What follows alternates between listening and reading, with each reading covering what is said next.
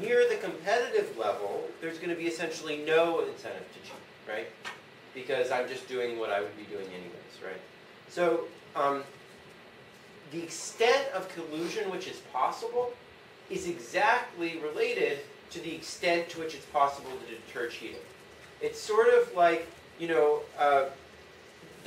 we are able to sustain a level of taxes on illegal, you know, products like drugs, which is just high enough so that it doesn't create a black market, right? So it's similarly, you can sustain an amount of collusion which is just equal to your ability to deter cheating, right? So every cartel is going to need to create expectations that people who defect from the cartel will be punished either socially or economically. And we won't really talk about some of the social aspects, but you know, you could create, if you manage to create sort of a feeling of camaraderie among people in the industry, or a feeling of sympathy for each other, that can sustain a cartel as well. We're going to talk more today about economic ways, but we can, you know, any of the other incentive ideas we talked about earlier in the course can be relevant as well. So a goal of a cartel is to ensure that there's credible punishment of cheaters. On the other hand, the goal of the government agency or customers is to catch the cartel and prevent them from accomplishing this goal, right?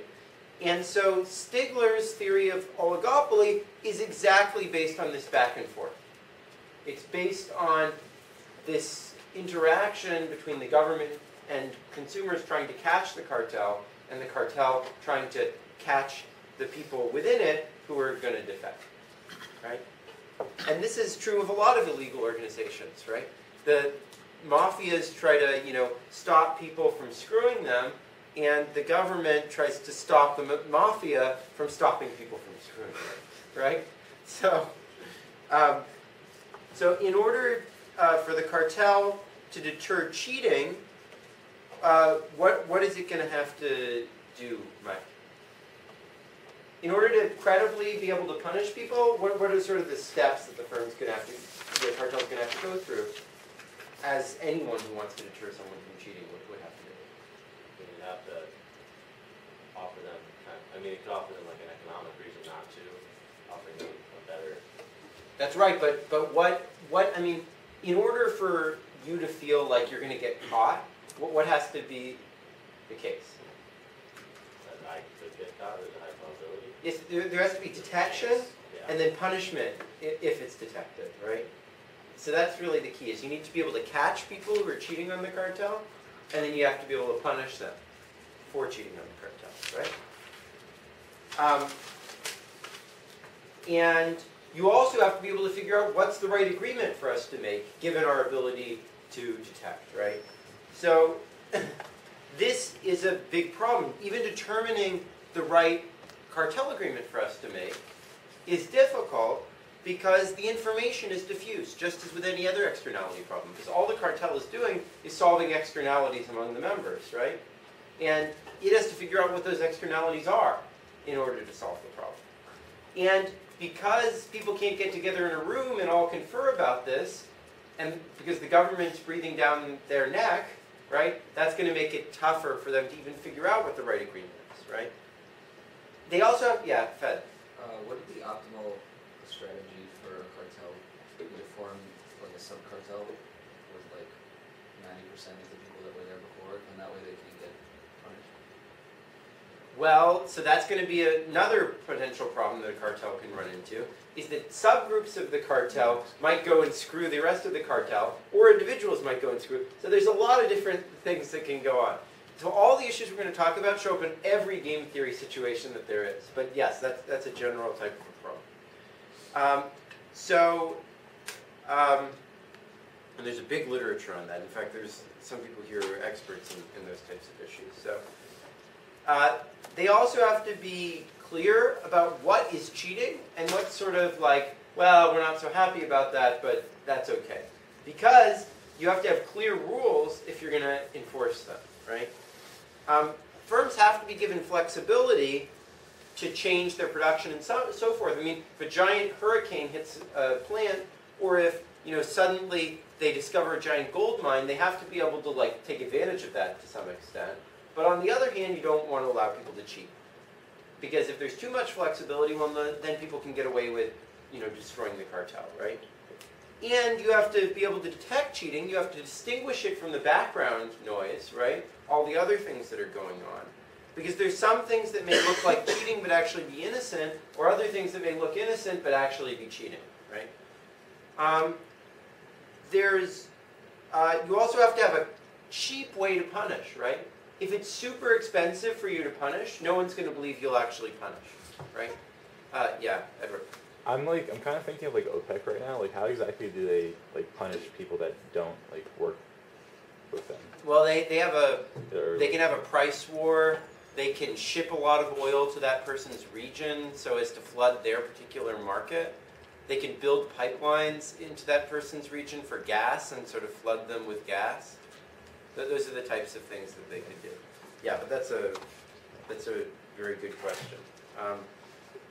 So the ideal thing would be if you could just tax the people who cheat and redistribute to other people. That would be the ideal way to do it. And one way to do that is by shifting market shares. So you could say, if you cheat today, well then in the future you're going to get less of the allocation of the production for the cartel, right? Because that is more of a transfer between the members rather than just destructive. But often that you can't really coordinate that because that's so complicated to figure that all out. So often what happens is there's just a price war. And that's really inefficient because from the firm's perspective, right? Because they're going to just destroy everybody's profits. But that may be the only way of deterring someone else is to threaten to have a price war. And you have to be able to punish the people quickly, right? Because if you don't punish them quickly, they're like, okay, well, eventually they'll catch me, but who cares? I will have made a bunch of money by then, right?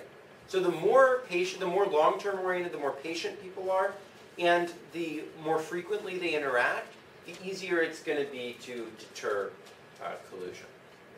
Stigler also emphasizes some other factors, and Bill is not here. Does anyone remember some of the factors that Stigler emphasized in his article? Yeah, Terrence. I think you said if they transact more often and they cheat, it's more likely to get caught. Mm-hmm. That's right. So that's what we just said on the slide. But does anyone remember anything additional that Stigler added? Okay. So he emphasized that if there are large and heterogeneous buyers, that's going to make it very hard to collude. Why? Because everyone's going to want to get those big buyers, right? And so they're going to all have an incentive to offer like a secret discount for that one big buyer.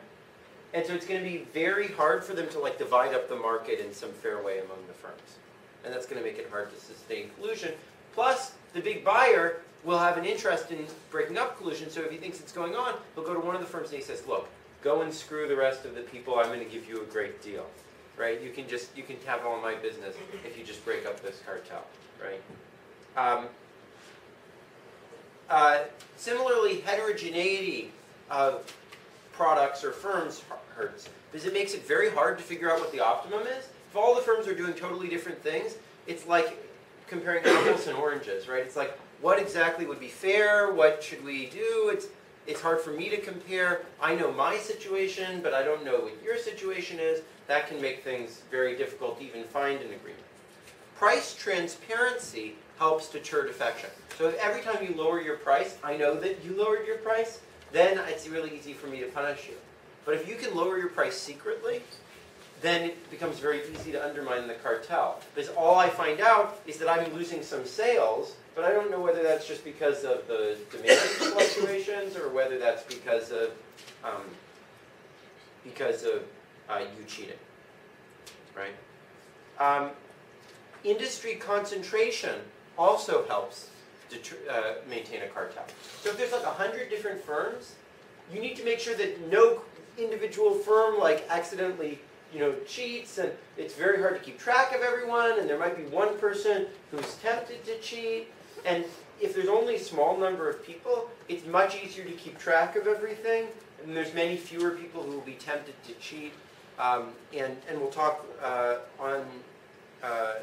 in a week and a half about why large numbers of people in general make it difficult to cooperate. But it's sort of intuitive that there's a large number of people, it's going to be harder to get them all to make this sort of agreement, especially without explicit communication. Greater variability of demand patterns is going to make it hard to monitor.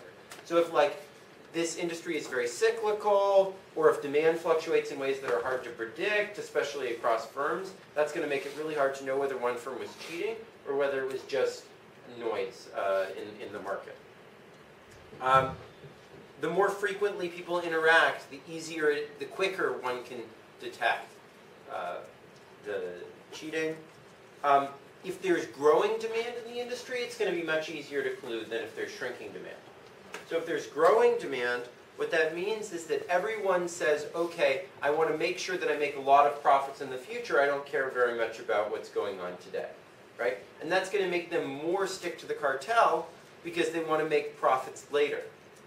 Whereas if the demand is declining, right, if the industry is going out of business, you want to make everything you can while the going is still good, right?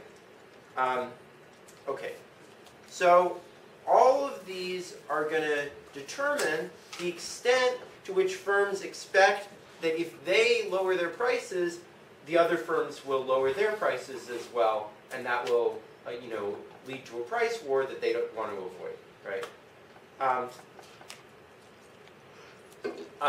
And a simple way to sum this all up mathematically, there's a bunch of different factors going on, but a simple way to sum that into a single number, like in this course, these elasticities, right? That all this complicated stuff comes down to some elasticity, is the idea of a firm's conjecture. What a conjecture is if I lower my price, how much will my rival lower or raise her price? And this could also work with quantities. If I increase my quantity, how much do I expect other people to increase their quantities in response to that, right? And these expectations of conjectures vary depending on Stigler's factors, right? If I think that someone else is going to perceive my decrease in price, well then I'm going to expect that they'll decrease their prices more quickly or by more, right? And if we just want to put that into a simple model, we just say they'll lower their prices more, right? That captures the fact that they lower more quickly, more reliably, et cetera, et cetera.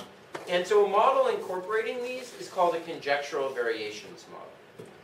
And basically what it does is it just collapses all of these Stigler factors down to one parameter called the conjectural parameter, right? And the reason that this is useful is it lets us combine all those Stigler ideas that we were just talking about collusion with just the simple models of differentiated product Nash and prices. Not simple.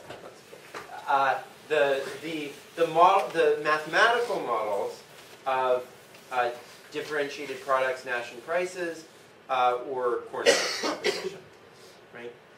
And in the Cornell model, and the interesting thing is we can actually think of the Cornell model as just being a model where people take prices as given, but I expect that if I decrease my price, the other person will also decrease their price, right? So that sort of was David's idea earlier, right? If when I lower my price, expect other people to also lower their price, it's going to behave a lot more like the Cornell model. On the other hand, one where we take our prices as given is just like a Cornell model, but I expect that when I increase my quantity, the other person will increase their quantity, right? When I increase my quantity, that the other person will decrease their quantity, right? Because if I'm holding their price fixed, that means when I increase my quantity, lower my price, that means that they're gonna sell less.